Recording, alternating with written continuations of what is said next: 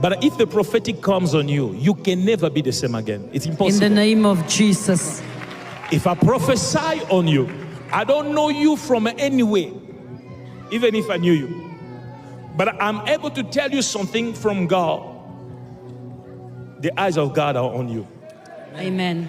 And the second thing you must know, if there is a prophecy in the house where you are in the prophetic atmosphere. That is a proof of it. Receive it.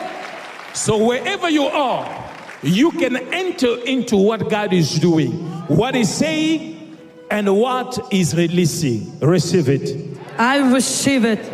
Receive it. I receive it. In the name of Jesus. You are beautiful, you are strong, you are intelligent. Now, you reduce already. Let's kick that thing out of your way. In the name